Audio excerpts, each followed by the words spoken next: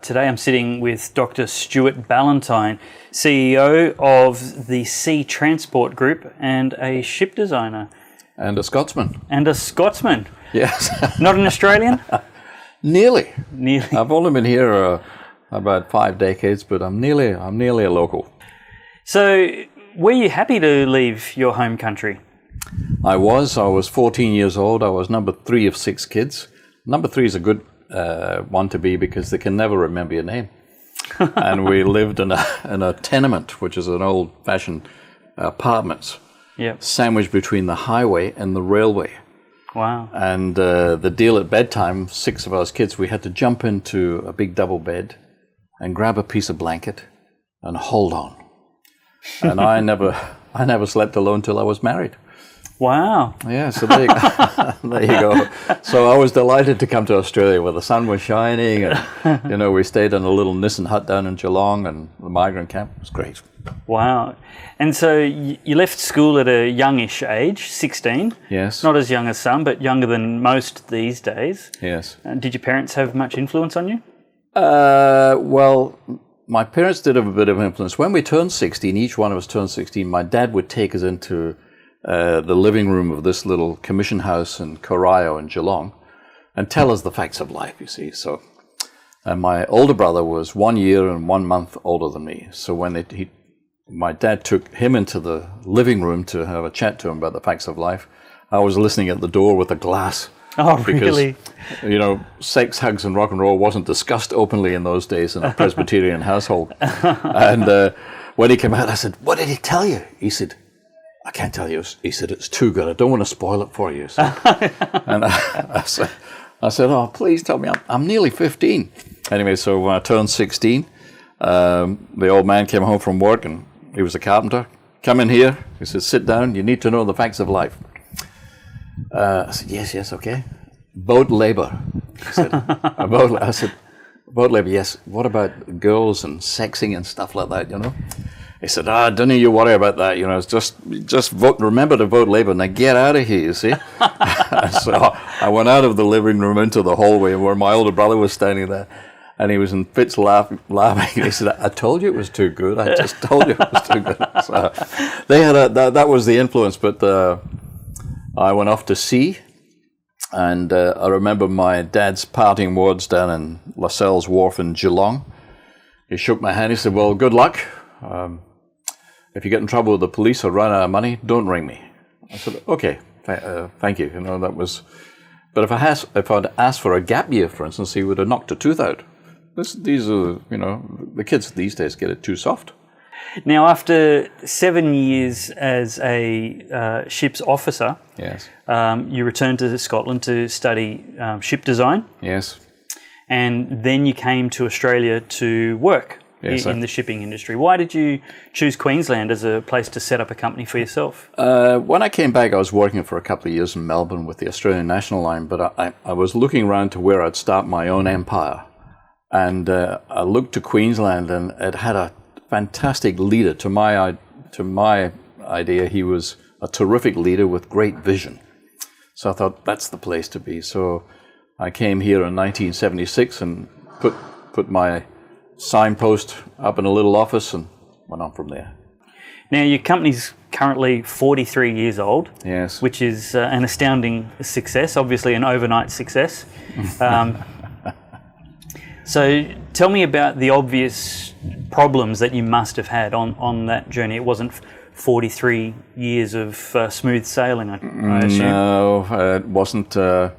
Anyone who runs a small business will tell you this, but in 1989 we had the recession that we had to have with the Labour Party Prime Minister at the time, Paul Keating, and when interest rates were 18%, and we were on overdraft, we were building small ships, 22% interest rate, and of course we just couldn't sustain that, even though we were on export finance programs and things like that. So all of a sudden the banks moved against us, we lost the house, the car, so we ended up in a little rental place up at Eagleby near Beenleigh, and with 4 boys at school and a big dog that ate more than the 4 boys.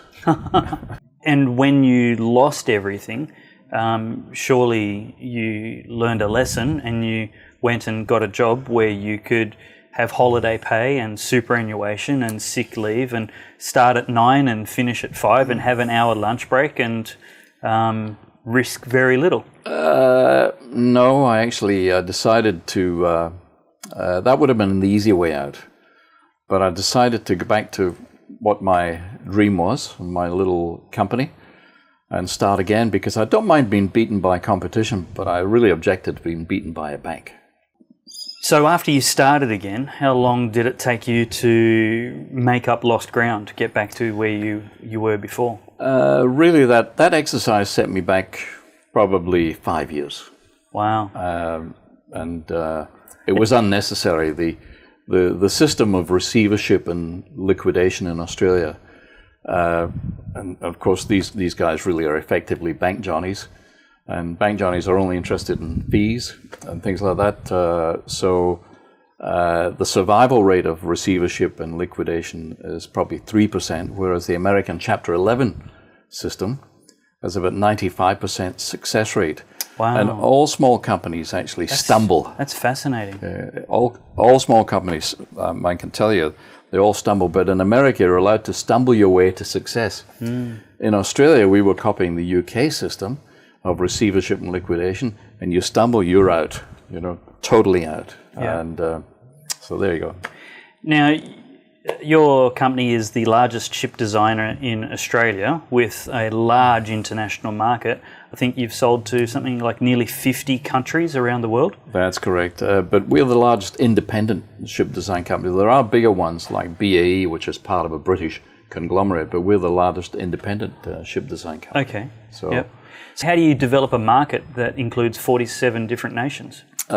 We jump on planes and go to 70 countries at least 10 times, and 47 is good because a lot of them have been repeat customers.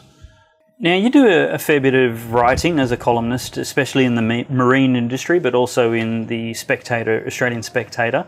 And you've expressed in your writing some concerns about the direction that Australia's going. What would you do if you had the reins of government for long enough to do it? If I was the supreme leader, is that what you're saying?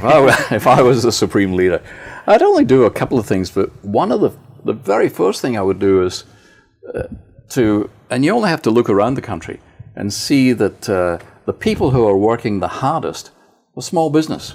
There's 5 million people in small business, and these guys are working probably 50 to 90 hours a week, building their dream and doing it hard and facing an ever-increasing an avalanche of rules and regulations. And the only way they can survive is actually work longer. So the first thing I would do is actually reward these people. And there would be two ways I would reward them. One is that I would eliminate payroll tax, which is just an obscene anti-employment tax. Of course, yeah. At the moment, we're paying something like $25 billion a year in total payroll tax. That would employ 400,000 people. And the second thing, which I mentioned before, is I'd get rid of the liquidation receivership nonsense, because a lot of small companies are capable of getting through if they're allowed a bit of leeway. If we actually incentivized small business by eliminating a lot of these obstructions, there wouldn't just be 5 million people working for small business. There would be 8 or 9 or 10 million. That'll never happen, though, when people treat small business owners as greedy, corrupt, megalomaniacal tyrants who just want to exploit the poor worker, instead of the reality, which is their mums and dads who are risking everything. Absolutely. Yes. No, you're correct. It's just a shame that we have this. Some governments like to look down on anyone who employs one person, then becomes, an ogre. Yeah. They don't mind you working on your own, but as soon as you employ someone, you're an evil employer. And there's an attitude, there's a terrible negative attitude towards people who employ other people. Government bureaucracy and regulation aside, what would be another thing you might try and change in Australian political landscape? The political landscape, my second thing I would do is to roll back 75% of EPA regulations, 75% of EPA staff, including closing down the state governments, state and territory governments, because at the moment we've actually stagnated this great country with green tape, more than red tape. You can talk to fishermen, farmers, miners, people like myself. We're working on all sorts of projects, and probably 90% of them being delayed unnecessarily by green obstructions, a list of green obstructions. In overseas countries, it's really, we do a lot of work overseas, as you mentioned before, that when we sometimes have to pay bribes. You only have to pay a bribe once in some of these places, but things get done. Here, they give you a list of things to do for your EPA permit, etc. And then when you finish that, they give you another list. It's actually never ending. Keep moving the goalposts. They keep moving the goalposts. And for instance, we have so many rules and regulations, especially green rules, that we could not build the Snowy Mountains system at the moment. It would be impossible. Yeah. There's so many things that we did in the past we can't do anymore. And now everyone's sitting twiddling their thumbs because there's a green frog here and there's this and that and the other. And I think the Greens are out of control, and we need to roll back at least 75% of that nonsense. Do what Mr. Trump did. Have you got any examples of where green tape seems to be more about ideology than the environment? Oh, yes. My company has won around about 10 awards now in the last 43 years, international awards, and 5 of them have been environmental awards. So we're actually practicing environmentalists. Yeah. But in Australia, where we say, listen, you guys, road transport is 33 times more expensive than transporting on a small coastal ship. 33 times more expensive. And emissions, there are 30 times more pollution coming from road transport than a small coastal ship. But if anyone wants to run a small coastal ship and say, well, we'll go up this little river or that little river or go into Innisfail in Queensland, you can't get into almost 130 places around this country because dredging has been demonized. You can't dredge. You can't touch the mangroves. Everything is sacrosanct. There's sensitive fish habitats everywhere. It's just nonsense. Yeah. And it's stagnating the nation. The pathways of the sea are already there. That's right. It's an unused blue highway. It doesn't need potholing. Or brown in some places of Queensland. A resealing. Yeah. And I'm just astonished that none of our political leaders, and especially those in transport policy or treasury, haven't figured out that, hey, guys, what are we doing here? The OSMOS, the Australian Motorways of the Sea, where we can duplicate the European motorways of the sea, we believe, the industry believes, that we can save at least 25 billion a year. Wow. In road costs, road accidents, road emissions, road deaths, and road accidents. And this is just modeled on the European motorways of the sea. But yet, we don't do that. Why is that? Because we're almost myopic about road and rail transport. It strikes me that the Greens would not be in the least bit motivated to increase the access we might to resources that would currently be landlocked. That's correct. Well, we've got enormous resources there. And 200 years ago, every other nation extended their rivers, made canals, and you can now do cruises in these places, go up to the Great Lakes, you go through Russia, France, Germany. Here we should be able to do it because we could access, billions of tons of economically trapped resources, only if we have this mentality of saying, water transportation is environmentally good. Now, what they're doing is saying, transshipping is evil. The Greens the Greens demonize everything. They demonize families, coal, live exports, farmers, tree clearing, anything. The Greens are always there complaining about it. They're what I call the cavemen, the citizens against virtually everything. They just don't.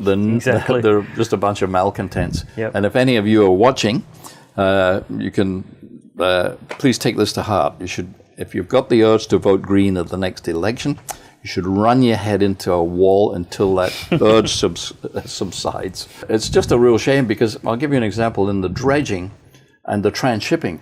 We've used transshipping for the last 50 years in Queensland. Dredging's been done in Australia for the last 150 years. There is nowhere in this country other environmental damage done by dredging or transshipping. Yep. Yet, there's now a new barrage of rules against dredging and against transshipping. You say, well, what brought that on? Yeah. You know, if we had done something bad, or inner city green votes who know nothing about the country. Well, that's probably it. I think that's exactly why. It's just inexplicable. Yeah. So, genies always give 3 wishes. If you were leader for a day, what else would you achieve? If I was leader for the day, I would change the media system. The media, I think, are out of control at the moment. I would sell 51% of the ABC because they're performing badly. And this is just from my humble Scottish viewpoint. The Scotsman newspaper, for instance, is the only place where the tagline of this 200-year-old newspaper says, the proprietors pledge themselves to impartial reporting. You don't get impartial reporting out of the ABC. And that's why I object to my tax dollars being paid $1 billion a year to be paid to guys who want to throw down your neck their opinion. I'm not interested in their opinion. I'm interested in a reporter giving impartial reporting. Say, well, okay, this is the side of this person, that's the side of this person. And that's their job. But that's my third wish. As Supreme Leader, that's the 3 things I would do, and I think that would immediately change the country and signal to the people in the street, hey, we're back in business now. We don't want to talk about political crap, you know, the stuff that's going on, gender neutrality, all the stuff. It's a diversion to what we should be doing. Well, to report on it impartially would be one thing, but to promote it and push the agenda is certainly a bridge too far. Yeah, that's right. So just finally, one of my kids has just finished school last year. What would your advice be to school leavers, uni-age people? I speak to youth and school leavers and uni leavers quite often. And my advice is always the same. That I believe that God gives everyone a talent, right? Everyone a talent. As He does with our fingerprints and our voice and our face and everything else, we're unique and we get a unique talent. And if you don't know your talent, you should travel until you do. Really? Don't sit around shopping malls in southeast Queensland or Melbourne or travel. Is that a gap year? Well, yes, maybe a gap year. As long as the parents don't pay, just, you know, I've got 4 sons, I've got 5 grandsons, and I would say and I keep saying to kids, look, if you don't know what your talent is, keep traveling until you find, because something there is, you'll enjoy what you do, and then start studying that. From the time I left the school till the time I found my niche was 13 years. But I was generally on the path, you know, because I like ships and that sort of stuff. So I was at sea for a while and then back to square one, starting the study again and coming and then working in another company. And then bang, here I am. And if you find a job where your talent lies in that job, you don't have to work ever again. It's great. Yeah, because you enjoy it. So that's my advice to school leavers and you young people that can't find your direction. Go and travel until you find, and go out on a one-way ticket. Don't ask your parents to give you a return ticket. Yeah. There you go. And would you set a time limit on that? Travel for 10 years, 20 years? As long as you don't ask the parents. It's like my dad says, if you get in trouble with the police or run out of money, don't ring us. Right. Good advice. Thank you very much. Thanks, David.